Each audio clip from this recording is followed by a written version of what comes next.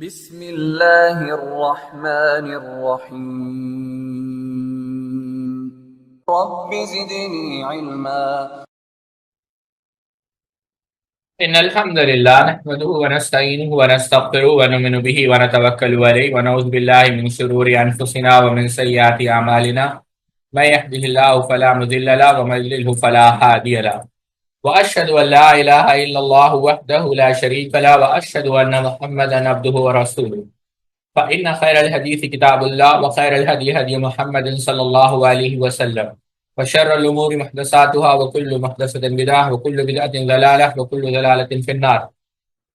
قال الله تبارك وتعالى في القرآن المجيد والفرقان الحميد بعد أن أقول أعوذ بالله السميع العليم من الشيطان الرجيم من حمده ونفثه ونفسه. يا أيها الناس اتقوا ربكم الذي خلقكم من نفس واحدة وخلق منها زوجها وبث منهما رجالا كثيرا ونساء واتقوا الله الذي تساءلون به والأرحام إن الله كان عليكم رقيبا. يا أيها الذين آمنوا اتقوا الله حق تقاته ولا تموتن إلا وأنتم مسلمون. يا أيها الذين آمنوا اتقوا الله وقولوا قولا سديدا يصلح لكم أعمالكم ويغفر لكم ذنوبكم ومن يطع الله ورسوله فقد فاز فوزا عظيما. الحمد لله أحد بهذه الثمر لم يلد ولم يولد ولم يكن له كفوا أحد. الحمد لله خالق الوجود من العدم الذي علم بالقلم علم الإنسان ما لم يعلم. والصلاة والسلام على سيد الأشرف الأنبياء المرسلين نبينا محمد وعلى آله وأصحابه أجمعين. رب اشرح لي صدري ويسر لي أمري واحلل عقدة من لساني يفقهوا قولي. سبحانك لا علم لنا إلا ما علمتنا إنك أنت العليم الحكيم. اللهم إني أعوذ بك من عمل الرياء. أما بعد. تمام قسم کی تعریف کبریائی اور بڑائی اللہ رب العزت کے لیے لائق و زیبا ہے، جو ہمارا مالک پالن ہار ہے، اور لاکھوں نہیں کروڑوں درود و سلام ہو تمام انبیاء کرام پر، خصوصاً اللہ کے رسول صلی اللہ علیہ وسلم پر۔ عبد الرحمن ابن عوف رضی اللہ تعالیٰ عنہ معروف صحابی ہے، عشر مبشرہ میں سے ہے۔ بہت سارے ثواب، بہت سارا اجر، بہت ساری نیکیاں آپ نے اپنی حیات طیبہ میں کمائی۔ اس میں سے جو ایک نیکی، جو آپ کی بہت ساری نیکیاں آپ کے صدقہ جاریہ ہے، لیکن ایک نیکی جو آپ کے لیے صدقہ جاریہ ہے، وہ آپ کے یہی بیٹے ابو سلمہ رضی اللہ تعالیٰ عنہ رحمۃ اللہ علیہ اولاد اللہ کے رسول صلی اللہ علیہ وسلم کی وہ حدیث آپ سامنے رکھے جس کو امام نے ماجہ رحمہ اللہ نے سنن کے اندر اور شیخ البانی رحمۃ اللہ علیہ نے اس کو صحیح کہا کہ اللہ کے رسول صلی اللہ علیہ وسلم کیا خیر ما یقلف الرجل من بعدہ ثلاث، اللہ کے رسول صلی اللہ علیہ وسلم نے کہا بہترین چیز جو آدمی اپنے پیچھے چھوڑ سکتا ہے، یقلف یعنی مرنے کے بعد، اور پہلی چیز جو اللہ کے رسول صلی اللہ علیہ وسلم نے ذکر کی ولد صالح یدعو لہ، کہ نیک اولاد جو اس کے لیے دعا کرتی ہے۔ اللہ اکبر۔ یمن کے مجدد شیخ مقبل بن ہادی الوادی رحمۃ اللہ علیہ نے اپنی کتاب الجامع الصحیح، کتاب الآداب اٹھا کر دیکھیں جو اس کا 9واں باب ہے، اس کے اندر وہ حدیث نقل کرتے ہیں اور بڑی پیاری حدیث ہے۔ کہتے ہیں ان اللہ عز وجل لا يرفع الدرجة للعبد الصالح في الجنة فيقول یا ربی ان لهذه فيقول باستغفار ولدك لك۔ کہتے ہیں کہ اللہ رب العزت جنت کے اندر اپنے ایک نیک بندے کے درجے کو بلند کرے گا۔ وہ کہے گا میرا جو درجہ بلند ہوا ہے وہ کیسے ہوا ہے؟ کہا کہ یہ تمہارا جو نیک لڑکا تھا، لڑکی تھی، جو تمہاری مغفرت کے لیے دعا کر رہی تھی، تمہاری مغفرت کے لیے دعا کر رہا تھا، اس وجہ سے تمہارا درجہ بلند ہوا۔ امام احمد بن حنبل نے اس کو مسند کے اندر، امام بزار نے اس کو مسند کے اندر نقل کیا ہے، شیخ البانی نے بھی صحیحہ کے اندر اس کو صحیح قرار دیا ہے۔ تو یہ جو ہے، اس سے کیا بات پتہ چلتی ہے ساتھیو؟ اس سے یہ بات پتہ چلتی ہے، شیخ مقبل بن ہادی الوادی کہتے ہیں کہ جب انسان مر جائے، اذا مات الانسان، یہ حدیث بھی ہے کہ انقطع عنہ عملہ الا من ثلاثۃ، امام مسلم رحمہ اللہ کی یہ الفاظ ہیں، امام مسلم نے الفاظ نقل کیے کہ اللہ کے رسول صلی اللہ علیہ وسلم نے کیا کہا کہ انسان جب مرتا ہے تمام اعمال منقطع ہو جاتے ہیں۔ تو یہ حدیث ساتھیو، یہ حدیث، پچھلی حدیث اگر آپ سامنے رکھیں تو یہ ساتھیوں جو نیک اولاد کی فضیلت پر دلالت کرتی، نیک اولاد کی فضیلت پر دلالت کرتی ہے اور دوسری چیز جو سمجھنے کی ہے، یہ نیک اولاد ہوگی کب؟ یہ نیک اولاد اس وقت ہوگی ساتھیوں جب انسان ان کی تربیت پر توجہ دے۔ آپ دیکھیں ابھی ہم لوگ پڑھ رہے ہیں، اتنے اسلاف کا ذکر آیا ہے، مجھے بات یاد آئی امام زبیری رحمہ اللہ کی۔ انہوں نے کہا کہ امام مالک رحمۃ اللہ علیہ کی ایک بیٹی تھی جنہوں نے معطا یاد کر لی، اور جب کوئی شاگرد امام مالک کا قطع کرتا تو یہ جو خاتون تھی، یہ جو صاحبزادی تھی، یہ دروازے کے پیچھے کھڑے ہوتی تھی، اور جب کبھی کوئی غلطی کرتا دروازے پر جو ہے کھٹکھٹاتی، یعنی دروازے پر نوک کرتی، اور امام مالک سمجھ جاتے کیونکہ میری بیٹی جو ہے تنبیہ کر رہی ہے، اور فوری جو ہے طالب علم کو جو ہے طالب علم کی تصحیح کرتے۔ نضر بن حارث رحمۃ اللہ علیہ بیان کرتے ہیں کہ ابراہیم ادہم رحمۃ اللہ علیہ کہتے ہیں کہ میرے جو والد تھے انہوں نے مجھے نصیحت کی کہ اے میرے بیٹے تم حدیث سیکھو، اور جب کبھی تم ایک حدیث یاد کرو گے میں ایک حدیث کے بدلے تمہیں 1 درہم دوں گا۔ آپ سمجھے کتنے لوگ ہیں آج ایسے کرتے ہیں کہ ہاں بیٹا تم حدیث یاد کرو، میں تم کو حدیث کے بدلے ایک جوڑی کپڑا دلاؤں گا، یا پھر فلاں چاکلیٹ دلاؤں گا، فلاں جو ہے ریسٹورنٹ میں لے جا کر تمہاری پسندیدہ چیز کھلاؤں گا۔ تربیت بے حد ضروری ہے۔ امام سیوطی رحمہ اللہ نے اپنی معروف کتاب جامع صغیر کے اندر ایک روایت نقل کی ہے، اگرچہ اس کے اندر ذوف ہے، جو نسبت کی گئی ہے کہ تم اپنے بچوں کو جو ہے کیا ہے 3 اوصاف سکھاؤ، اور پہلی چیز کیا ہے؟ اللہ کے رسول صلی اللہ علیہ وسلم کی محبت، دوسری چیز اللہ کے رسول صلی اللہ علیہ وسلم کی اہل بیت خاندان کی محبت، اور پھر قرآن۔ اور آپ دیکھیں یہ بات اگرچہ اس کیا کہتے ہیں روایت کے اندر ذوف ہے، لیکن آپ دیگر روایت کو دیکھیں۔ امام مالک رحمۃ اللہ علیہ کہتے ہیں شرح اصول الاعتقاد اہل سنہ والجماعہ امام لالکائی کی، کہ جو سلف تھے وہ اپنے بچوں کو سیدنا ابو بکر سیدنا عمر کی محبت ایسے سکھایا کرتے تھے جیسے قرآن کا کوئی سورہ سکھا رہے ہیں۔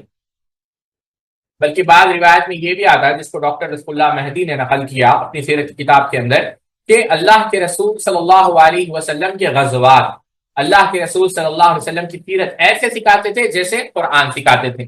یعنی یہاں پر تربیت ہو رہی ہے۔ آپ دور کیوں جا رہے ہیں؟ صحیح بخاری میں دیکھ لیں، صحیح مسلم میں دیکھ لیں، ربیع بنت معوذ رضی اللہ تعالیٰ عنہ کیا کہتی ہیں کہ جب عاشورہ کا روزہ جو ہے رکھنے کا حکم دیا گیا تو ہم کیا کرتے تھے؟ کھلونے بناتے تھے اپنے بچوں کے لیے، تاکہ ان کو جو ہے کیا کرے، ان کی تربیت کرے، یہ دیکھیں کہ وہ روزہ مکمل کر لے۔ امام نووی نے صحیح مسلم کی شرح میں لکھا ہے کہ یہاں پر اس روایت سے یہ بات ثابت ہو رہی ہے کہ بچوں کو جو ہے ٹرین کیا جا رہا ہے، بچوں کو ڈسپلین کیا جا رہا ہے، تربیت کی جا رہی ہے کہ وہ اعمال اطاعت کرے جس سے اللہ رب العزت راضی ہو جائے، یعنی عبادت کی طرف ان کو راغب کیا جا رہا ہے۔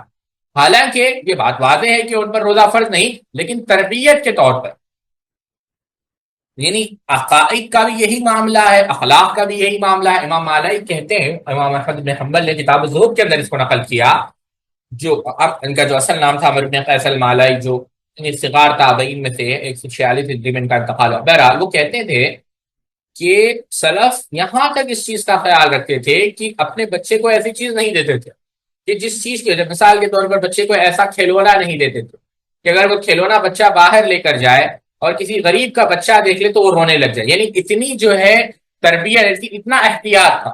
سیدنا علی رضی اللہ تعالیٰ عنہ نے بڑی ہی پیاری بات کہی کہ 7 سال تک تم بچے سے کھیلو، اگلے 7 سال جو ہے اس کو تعلیم دو، پھر اگلے 7 سال نصیحت کرو، یعنی ایک واقعہ ہے پورا۔ اور آپ سلف کو دیکھیں، ایک مرحلہ ابو بکر سجستانی رحمہ اللہ نے 11 سال کی عمر میں جو ہے انہوں نے ایک مستقل کتاب لکھی۔ امام احمد ابن حنبل رحمۃ اللہ علیہ کی مسند آپ جانتے ہیں کتنا احادیث کا کتنا ذخیر ذخیرہ ہے۔ 12 سال کی عمر کے لڑکے تھے ان کے، چاہے وہ عبداللہ ہو صالح، ان کو وہ حدیث جو ہے سنا رہے ہیں۔ امام بخاری رحمہ اللہ کی عمر کیا تھی؟ 16 سال، جب آپ نے جو ہے صحیح بخاری اصحو کی، یعنی آپ کیا کہتے ہیں اس کو بھول گیا میں، قرآن کے بعد اصح الکتب بعد کتاب اللہ، یعنی قرآن کے بعد جو ہے سب سے صحیح ترین کتاب امام بخاری کی ہے۔ 16 سال کی عمر میں آپ نے اس جو ہے تعلیف کا آغاز کیا، سمجھ رہے ہیں آپ؟ اور یہاں پر جو ہے لاڑ اور محبت ٹھیک ہے، لیکن تربیت بے حد ضروری ہے۔ ابو مؤشر امام ذہبی سیرۃ النبلاء میں لکھا ہے کہ جب تشدد، یعنی تشدد ہو سکتا ہے سخت الفاظ ہو جائے، ایک اسٹرکٹنس آپ کہہ لیں، اگر آپ کم عمری میں جو ہے بچے کے ساتھ تربیت کا معاملہ کریں گے بغیر ڈھیل کے، تو ابو مشر کہتے ہیں اس کا نتیجہ کیا نکلے گا کہ جب اس کی عمر بڑھے گی تو اس کے عقل میں اضافہ ہوگا، اس کی عقل پختہ ہوگا۔ ابراہیم بن اسحاق الحربی رحمۃ اللہ علیہ نے نصیحت کی، ابن جوزی نے ذم الحوا کے اندر اس کو نقل کیا کہ تمہیں چاہیے کہ اپنی اولاد کو بری صحبت سے دور رکھو، کیونکہ اگر بری صحبت میں مبتلا ہو جائیں گے اس کے بعد تم کچھ نہیں کر پاؤ۔ تو ایسے بہت سارے اقوال ہیں، بہت سارے اقوال۔ سلیمان التیمی رحمۃ اللہ علیہ، یعنی اب میں کیا ہی کہوں آپ کو، بتانا مقصد یہ ہے کہ دیکھیں عبد الرحمن ابن عوف رضی اللہ تعالیٰ عنہ کی یہ جو محنت ہے، آپ دیکھیں، میں ایک مثال سے آپ کو بات سمجھاتا ہوں۔ آپ درس ہونے کے بعد کسی بھی ویب سائٹ پر، چاہے وہ درر ہو یا اور جو مکتبہ شاملہ ہو، آپ وہاں پر جا کر اب ان کا نام مرے، اس عظیم تابعی کا، اس عظیم امام کا، آپ کو کتنے روایتیں ملیں گی آپ دیکھیں، آپ اندازہ نہیں کر سکتے۔ تو یہ کیا ہے ساتھیوں؟ صدقہ جاریہ ہے۔ ابو سلمہ بن عبد الرحمن بن عوف بن عبد الحارث بن لحرا بن کلاب، ابو سلمہ ہی عبداللہ اصغر تھے، یعنی ابو سلمہ ان کی کنیت تھی، عبداللہ ان کا نام تھا۔ ان کی والدہ تماثر بنت الاسباغ بن عمرو بن ثعلبہ بن حارث بن حصن تھے، شاخ قلب میں سے تھے، وہ پہلی یا تھی جن سے قریشی نے نکاح کیا۔ ابو سلمہ بن عبد الرحمن کے یہاں سلمہ پیدا ہوئے جن سے ان کی کنیت تھی، اور تماثر پیدا ہوئے، دونوں کی والدہ ام ولد تھی۔ اچھا، یہاں پر ان کے والدین کا ذکر ہوا ہے اور ان کی والدہ کا ذکر ہوا ہے۔ ایک بات ساتھیوں جو آپ لوگوں کو یاد رکھنا ہے، اور میں نے پچھلے درس میں بھی یہ سنایا، کہ یہ وہی ابو سلمہ ہیں جن کے متعلق امام ظہری رحمۃ اللہ علیہ نے کیا کہا۔ امام ذہبی سیر اعلام النبلاء میں لکھتے ہیں، قال الظہری اربعۃ من قریش وجدتهم بخورا، کہ میں نے 4 قریشی کو پایا جو سمندر تھے، عروہ و ابن المسیب و ابو سلمہ و عبید اللہ بن عبداللہ، ان کا ذکر آگے آئے گا اگلے درس میں۔ لیکن ایک بات یہاں پر انہوں نے کہی، کان ابو سلمہ کثیرا ما یخالف ابن عباس وحرم لذلك منه علما کثیرا، لیکن ابو سلمہ جو ہے ابن عباس رضی اللہ عنہ سے اختلاف رکھتے تھے۔ امام ذہبی نے سیر اعلام النبلاء میں ایک اور بات بھی امام ظہری رحمۃ اللہ علیہ سے نقل کی، اس پر ہم آئیں گے، کہ اگر وہ عبداللہ ابن عباس رضی اللہ تعالی عنہ کی صحبت اختیار کرتے تو بہت زیادہ علم جو ہے ان سے اٹھاتے، بہت زیادہ فائدہ، بہت زیادہ جو ہے مستفید ہوتے۔ تو کہا فَحُرِمَ لِذَلِكَ مِنْهُ عِلْمًا كَثِيرًا، جس کی وجہ سے وہ ابن عباس کے علم سے محروم ہو، لیکن تھے علم کے سمندر۔ کون؟ ابو سلمہ رحمت اللہ علیہ۔ یہاں پر ایک دلچسپ واقعہ میں آپ کے سامنے نقل کرتا ہوں، جس کو امام مسلم رحمت اللہ علیہ نے کتاب الطلاق کے اندر نقل کیا، اپنی صحیح کے اندر۔ کہتے ہیں سلیمان ابن یسار رحمت اللہ علیہ، جن کا ذکر کل ہم نے کیا، کہتے ہیں ابو سلمہ بن عبد الرحمن، غور کریں، کہتے ہیں سلیمان یسار واقعے کو بیان کر رہے، کہتے ہیں کہ ابو سلمہ بن عبد الرحمن اور ابن عباس رضی اللہ عنہ دونوں حضرت ابو ہریرہ رضی اللہ عنہ کے پاس اکٹھے بیٹھے ہوئے تھے، ٹھیک ہے؟ اس عورت کے بارے میں ہی گفتگو کر رہے تھے جو اپنی خاوند کی وفات کے چند رات بعد جو ہے اس کی کوکھ سے، اس کی پیٹ سے ایک بچہ جو ہے پیدا ہوتا ہے، یعنی ایک عورت ہے، اس کے شوہر کا انتقال ہو گیا ہے، اور شوہر کے انتقال ہونے کے چند دن بعد اس کی پیٹ سے ایک اور بچہ جو ہے دنیا میں آتا ہے، یعنی ایک بچہ دنیا میں آتا ہے، یعنی وہ ماں بنتی۔ اب اس کی عدت کا سوال ہے، تو ابن عباس رضی اللہ عنہ کا عدت وفات اور عدت حمل میں جو بعد میں آئے گی، یعنی جو طویل ہوگی، وہی اس کی عدت ہوگی۔ ابو سلمہ رحمۃ اللہ علیہ نے کہا نہیں، وہ وضع حمل سے عدت گزر گئی، یعنی جیسا ہی وضع حمل یعنی حمل ختم ہو گیا، اس کی مدت عدت سے گزر گئی۔ اب اختلاف ہے کس میں؟ ابو سلمہ رحمۃ اللہ علیہ اور ابن عباس رضی اللہ تعالیٰ عنہ، تو وہ اس میں اختلاف کرنے لگے۔ تو سیدنا ابو ہریرہ رضی اللہ عنہ کہا میں اپنے بھتیجے یعنی ابو سلمہ کا ہم، یعنی میں ابو سلمہ رحمۃ اللہ علیہ کی تعریف کرتا ہوں۔ اور یہاں پر ایک بات یاد رکھیں ساتھیوں، ابو سلمہ بھی کوئی معمولی شخصیت نہیں ہے۔ ابو سلمہ کوئی معمولی شخصیت نہیں ہے۔ اگر آپ صرف امام ذہبی کی سیر اعلام النبلاء اٹھا کر دیکھیں، امام ذہبی جو ان کا تعارف کرتے کہتے ہیں الحافظ احد العالم، حافظ ہے اور مدینہ کے علماء میں سے۔ اور اس کے بعد بہت سارے اقوال امام ذہبی رحمۃ اللہ علیہ نقل کیے، اور یاد رکھیں کہ یہ ابو سلامہ جو ہے یہ رضائی بیٹے تھے کس کے؟ ام کلثوم کے۔ اس وجہ سے یہ بھانجے ہوئے کس کے؟ ام المؤمنین عائشہ صدیقہ رضی اللہ تعالیٰ عنہ۔ سمجھ رہے ہیں آپ بات؟ بلکہ امام ابی اسحاق رحمۃ اللہ علیہ نے کہا کہ ابن عمر کی جو فضیلت تھی ان کے زمانے میں، اس سے زیادہ فضیلت تھی یا اس سے زیادہ افضل ہے ابو سلمہ اپنے زمانے میں۔ اتنی بڑی بات تھی امام اسحاق رحمۃ اللہ علیہ۔ ابو زرع راضی نے کہا کہ یہ ثقہ ہے بلکہ امام ہے حدیث کے میدان۔ تو مالک رحمۃ اللہ علیہ کہتے ہیں کہ ہمارے پاس ایسے لوگ ہیں جو اہل علم میں سے ہیں، یعنی اللہ نے ان کو علم جیسی عظیم نعمت سے نوازا، اور اس میں سے ایک ابو سلمہ۔ ٹھیک ہے، تو کوئی معمولی شخصیت نہیں ہے ابو سلمہ رحمۃ اللہ علیہ، اس بات کو آپ یاد رکھیں۔ اس کے باوجود اب یہاں پر دیکھیں ایک بات، اس کو ہم رکھتے ہیں بات، اب اس کو یاد رکھیں۔ تو اب دونوں میں اختلاف ہو گیا، ابو سلمہ میں اور عبداللہ ابن عباس۔ ابو سیدنا ابو ہریرہ رضی اللہ عنہ نے کہا کہ ہم ابو سلمہ کے ساتھ ہیں۔ یہ ہوا تو عبداللہ ابن عباس رضی اللہ عنہ کے جو غلام تھے قریب، کہا کہ تم یہ مسئلہ جا کر ام سلمہ رضی اللہ تعالیٰ عنہ سے پوچھو جو ام المؤمنین۔ تو جب ام سلمہ رضی اللہ تعالی عنہ کے سامنے یہ پورا واقعہ پیش کیا گیا تو نے کہا سبائیہ اسلمیہ رضی اللہ تعالی عنہ نے قاوین کی وفات کے چند راتوں بعد بچہ ہوا، اور یہ واقعہ انہوں نے اللہ کے رسول صلی اللہ علیہ وسلم کے سامنے پیش کیا، تو آپ صلی اللہ علیہ وسلم نے ان سے شادی کرنے کی اجازت دی۔ تو اب ساتھیوں آپ لوگ بتائیں شرح میں اس حدیث کی شرح میں اللہ شیخ الحدیث عبدالعزیز رحمۃ اللہ علیہ نے بڑی لطیف بات کہی۔ انہوں نے کیا کہا؟ انہوں نے کہا کسی مسئلے میں دلیل کی روشنی میں چھوڑنا بڑے سے اختلاف کر سکتا ہے، یعنی اب یہاں پر آپ دیکھیں ابن عباس رضی اللہ عنہ کا بہت بڑا مقام ہے، بلکہ آپ جان کر تعجب کریں گے ابو سلمہ بن عبد الرحمن اگرچہ کبار تابعین میں سے، عبد الرحمن ابن عوف کے بیٹے ہیں، لیکن ام المؤمنین عائشہ صدیقہ رضی اللہ تعالیٰ عنہ کو جب یہ معلوم ہوا کہ ان میں اختلافات ہے، کس میں؟ ابو سلمہ میں اور بعض مسائل عبداللہ ابن عباس میں، تو ام المؤمنین نے کیا کہا کہ ابو سلمہ تمہاری مثال اس چوزے کی طرح ہے جو مرغے کو اذان دیتے دیکھتا ہے تو خود بھی اذان دینے لگتا ہے۔ یعنی کیا مانا کہ علم میں ابن عباس کے قریب بھی نہیں اور آپ ان سے بحث کرتے پھرتے ہو۔ تو ابن عباس رضی اللہ عنہ کا مقام بہت بڑا ہے، لیکن یہاں پر دیکھیں آپ شیخ الحدیث رحمہ اللہ کہتے ہیں کہ ابو سلمہ بن عبد الرحمن تابعی ہے اور حضرت ابن عباس صحابی سے اختلاف کر رہے ہیں۔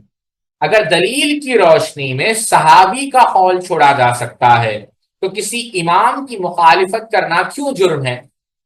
یہ بات شیخ الحدیث عبدالعزیز علوی رحمہ اللہ نے صحیح مسلم کی شرح میں لکھی ہے، جلد نمبر 4 صفحہ نمبر 590۔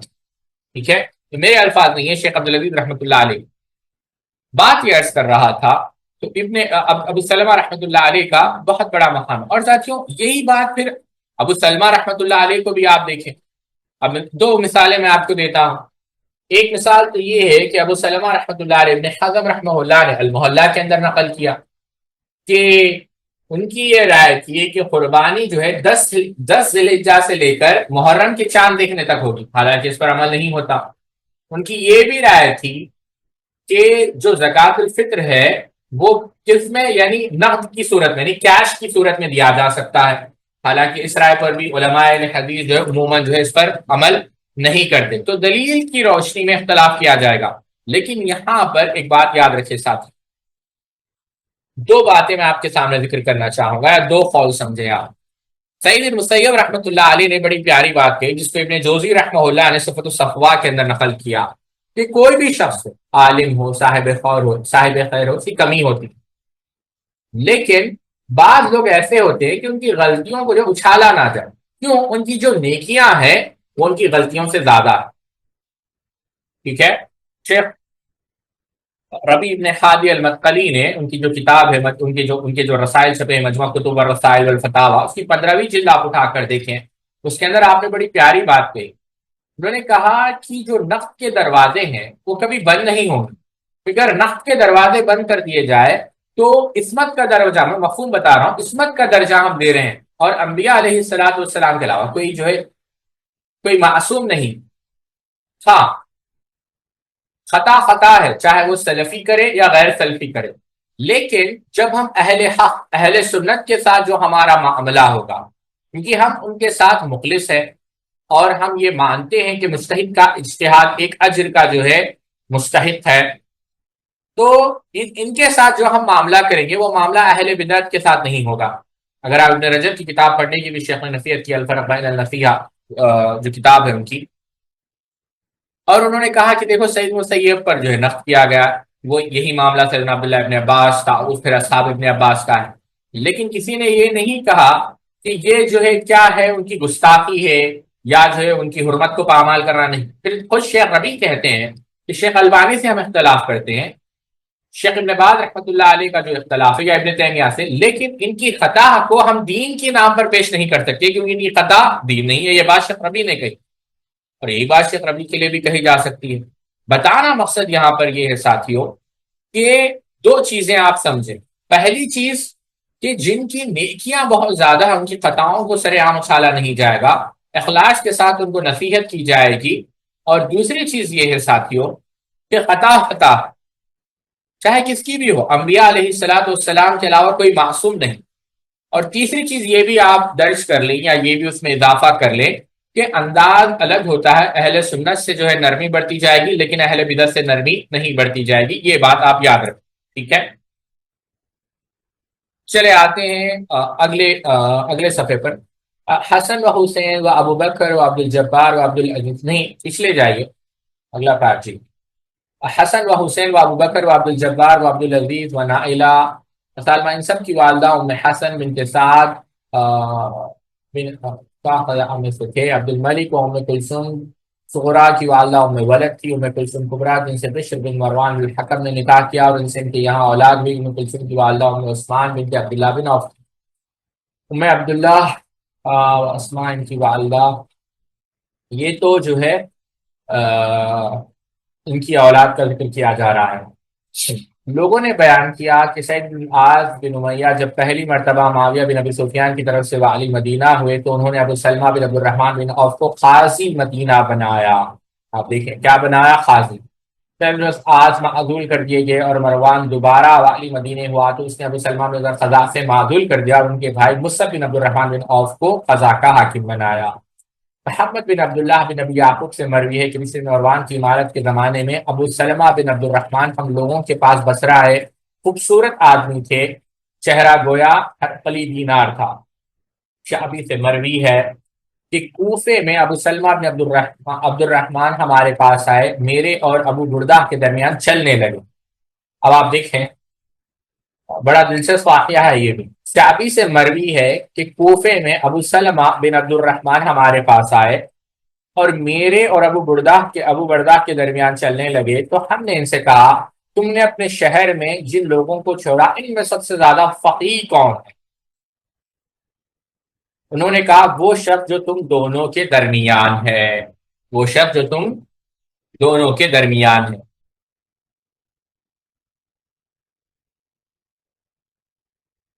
اب یہاں پر دیکھیں ساتھیوں کہ جو بات یہاں پر کہی گئی ہے، ایک تو بات آپ لوگ جانتے ہیں کہ اللہ رب العزت نے قرآن مجید میں واضح طور پر یہ کہا فَلَا تُزَكُّوا أَنفُسَكُمْ وَأَعْلَمُ بِمَنِ اتَّقَىٰ، کہ تم اپنی تعریف بیان نہ کرو، اپنے لیے خوبی بیان، پاکیزگی بیان نہ کرو. سورہ نجم کے اندر. لیکن ساتھیوں وہ ہمارا موضوع نہیں ہے اور نہ ہی ہم اس موضوع میں جانا چاہتے ہیں. جو اصل چیز ہے کہ کیا ایک بات تو مسلم ہے ساتھیوں کہ خود کی تعریف کرنا یہ مکروہ ہے بلکہ بسا اوقات حرام ہے، ٹھیک ہے، کیونکہ اس کے اندر کبر داخل ہو جاتا ہے، اوروں کو حقارت دیکھنا داخل ہو جاتا ہے. لیکن کسی خاص موضوع میں یا کسی سرکمسٹانسز آپ کہہ لیں. مثال کے طور پر ایک مثال میں دے رہا ہوں بات سمجھنے کے لیے. آج کے دور میں آپ جاب انٹرویو میں جاتے ہیں تو وہاں پر آپ کے لیے ضروری بن جاتا ہے کہ آپ جو آپ کے سامنے بیٹھا ہوا ہے جو آپ کا انٹرویو لے رہا ہے اس کو آپ اپنا ٹیلنٹ بتائیں, اپنے سکلز بتائیں, اپنی خوبیاں بتائیں اور سیلف کانفیڈنس کا آپ مظاہرہ کریں. اور سیلف کانفیڈنس کا مظاہرہ کرنا یہ کوئی بری چیز نہیں. فتاوی اسلامیہ جلد نمبر 4 صفحہ نمبر 480 میں ہوں بہو فتویٰ آپ کے سامنے بھی پڑھ رہا ہوں. شیخ محمد ابن صالح العثیمین کو کیا سوال کیا گیا رحمۃ اللہ علیہ اور آپ نے کیا جواب دیا؟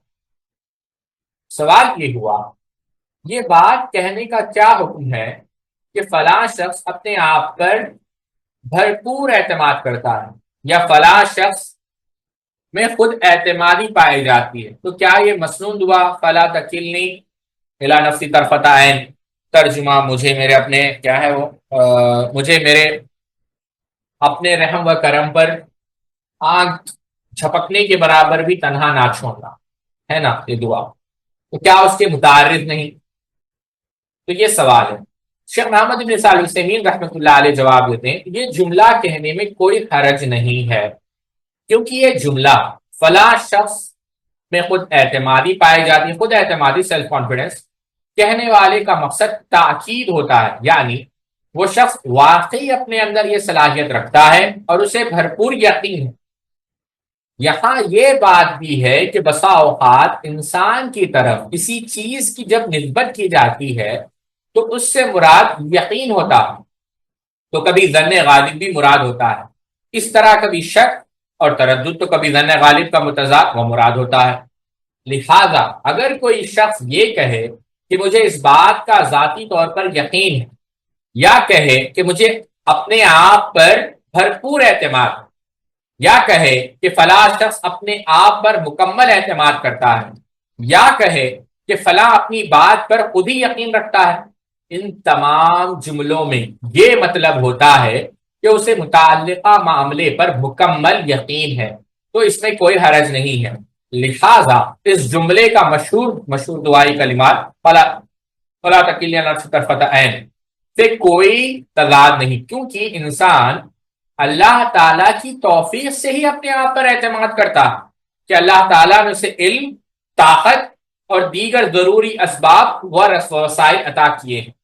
یہ فتاوی اسلامیہ جلد نمبر 4 صفحہ نمبر 480. ٹھیک ہے. یوسف علیہ السلام نے کیا کہا انی حفیظ علیم, جب انہوں نے یہ بات کس کو کہی مصر عزیز جو مصر کا جو بادشاہ تھا اس کو کہی کہ میں کیا ہوں حفیظ بھی ہوں علیم بھی ہوں. اب یہ دو ہی صفتیں کیوں استعمال کی وہ ایک الگ بحث, لیکن یہاں پر کیا کہا کہ میں حفیظ ہوں میں علیم ہوں. اس نے کہی یہ بات سیدنا یوسف علیہ السلام. ٹھیک ہے. اب ایک بات میں یہاں پر آپ لوگوں کو بتانا چاہوں گا, ذرا غور سے سنیں.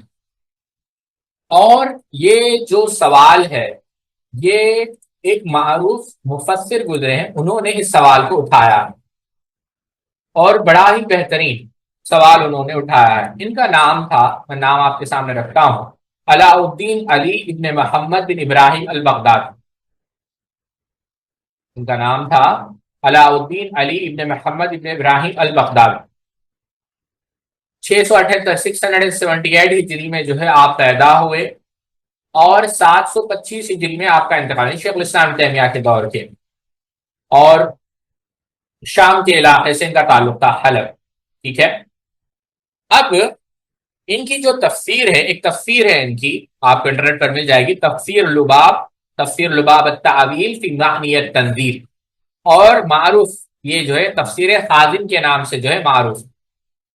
ٹھیک ہے. اب یہ اصل میں اختصار ہے یا یوں سمجھے خلاصہ ہے امام بغوی رحمۃ اللہ علیہ کی جو تفسیر ہے معالم التنزیل. اس تفسیر میں تفسیر خازن میں وہاں پر جلد نمبر 4 صفحہ 28 پر انہوں نے کہا کہ کوئی شخص یہ پوچھ سکتا ہے کہ یوسف علیہ السلام نے اپنی تعریف کیوں کی. ٹھیک ہے. حالانکہ اللہ تعالیٰ کیا کہتا ہے کہ اپنی تعریف نہ کرو, تو اس کا جواب یہ ہے کہ تعریف کرنا اسی وقت حرام ہے، اسی وقت مذموم ہے جب اس کے اندر کبر اور حقارت شامل، یا اس کا ہدف یہ ہو کہ کوئی حرام مقصد جو ہے پورا کیا جائے، اور یہ بالکل جو ہے شریعت کے اندر حرام ہے۔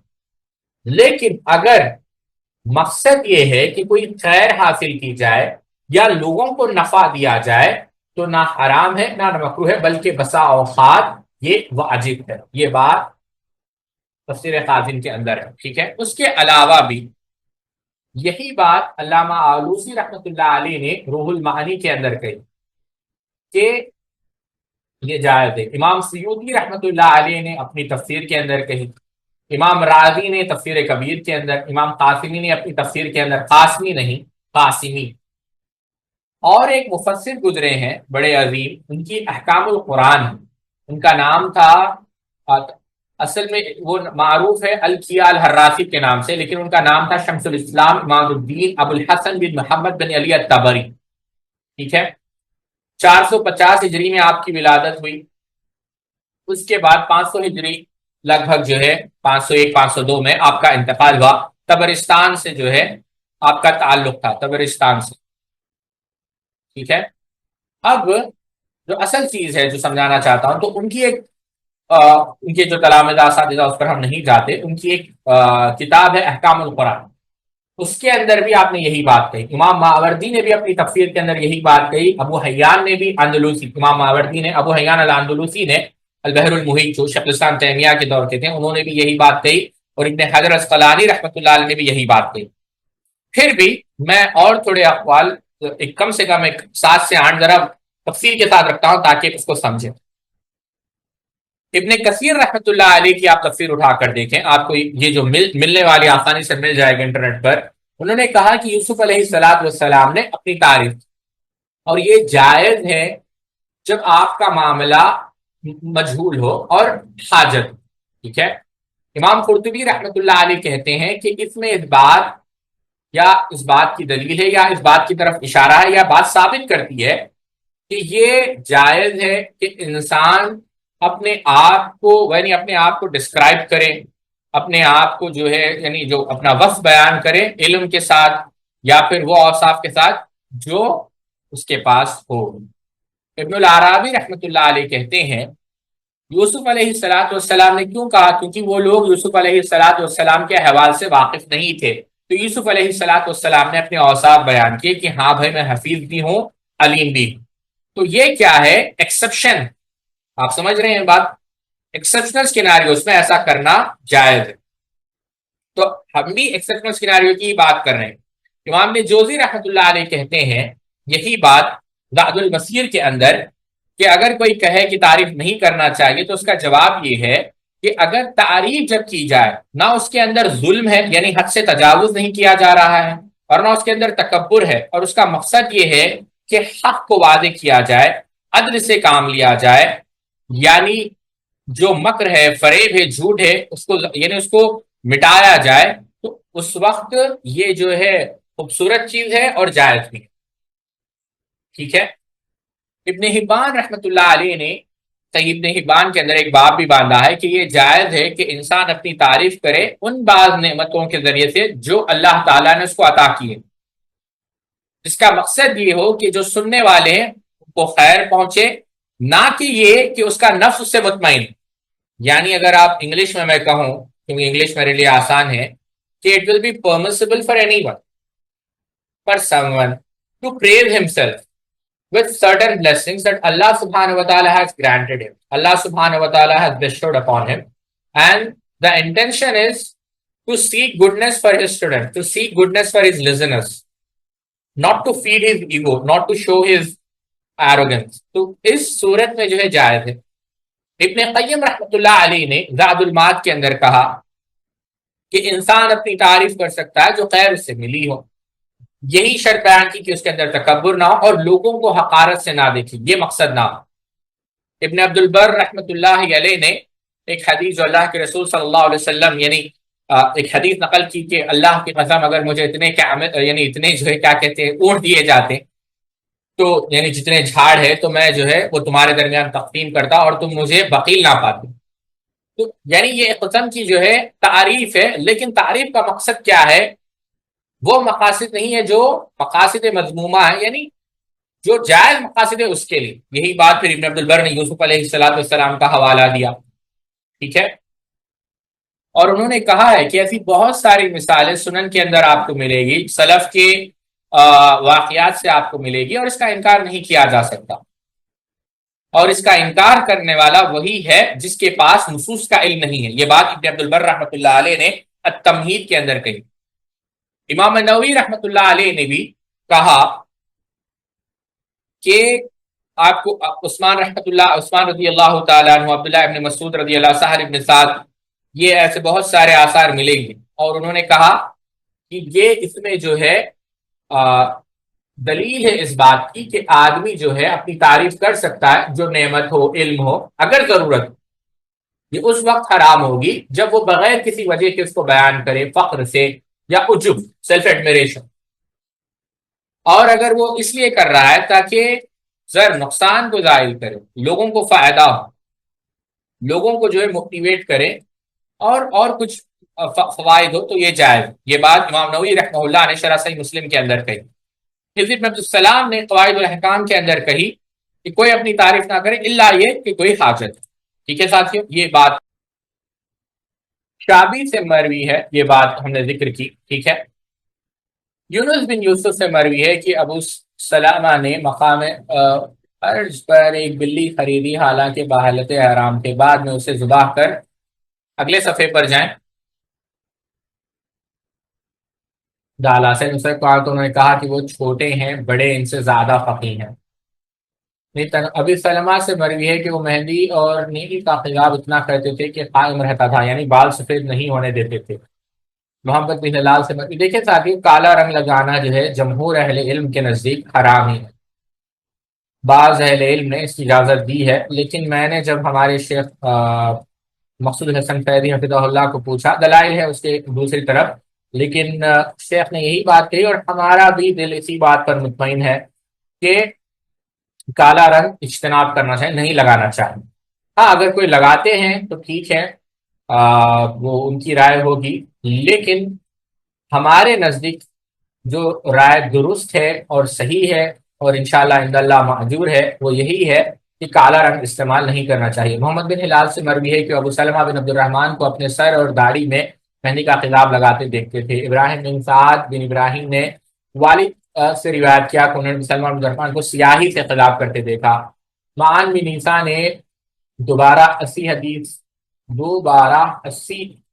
حدیث کو اس طرح سے بیان کیا کہ انہوں نے سلمہ کو وسمی کا خضاب کرتے دیکھا. وسمہ، ان کا نام عبداللہ تھا. سعد ابراہیم سے مروی ہے کہ ابو سلمہ وسمہ کا خضاب کرتے تھے. محمد بن عمر سے مروی ہے کہ انہوں نے ابو سلمہ پر زرد رنگ کی چادر دیکھی. ابو سلمہ بن عبد الرحمن سے مروی ہے کہ میں نے حسان بن ثابت رضی اللہ عنہ کو ابو ہریرہ کو گواہ بناتے ہوئے سنا کہ کیا تم نے رسول اکرم صلی اللہ علیہ وسلم کو یہ فرماتے سنا کہ حسان رسول اللہ صلی اللہ علیہ وسلم کو جواب دو، اے اللہ روح القدس سے ان کی تائید کر. ابو ہریرہ رضی اللہ عنہ کا ہاں. محمد بن عمر نے کہا کہ ابو سلمہ نے اپنے والد عبد الرحمن بن عوف اور زین بن ثابت اور ابی قتادہ سے اور جابر بن عبداللہ سے. اب یہ جو روایت نقل کی ہے بیان کر رہے ہیں. امام مزی رحمۃ اللہ علیہ نے بہت سارے جو ہے ان کے اساتذہ نقل کیے ہیں، وہ مجھے بہتر لگا.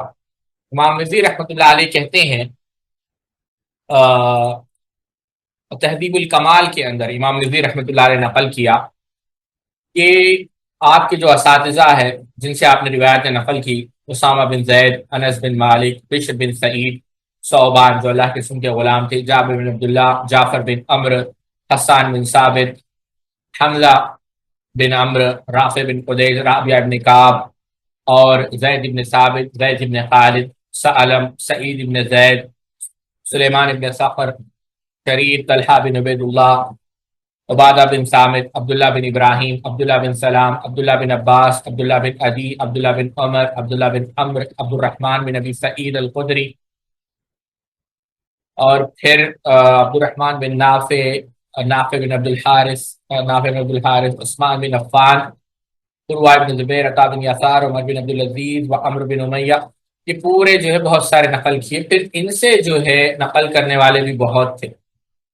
اسماعیل بن امیہ، اسود بن آلہ، اسی طریقے سے جو ہے جعفر بن رابعہ، حارث بن عبد الرحمن. اگر آپ یہ دیکھیں تو آپ کو بہت سارے لگ بھگ درجنوں جو ہے ان کے اساتذہ اور تلامذہ ہیں، جس کو امام مزی رحمۃ اللہ علیہ نے ان کا ترجمہ ہے 7409. اس ترجمے کو آپ دیکھیں تو وہاں پر آپ کو ملے گا ابو سلام بن عبد الرحمن بن عوف القریشی. آپ دیکھیں گے جز نمبر 33 ہے، صفحہ نمبر 371 ہے، وہاں پر آپ کو یہ پورے اساتذہ اور تلامذہ ملے گے.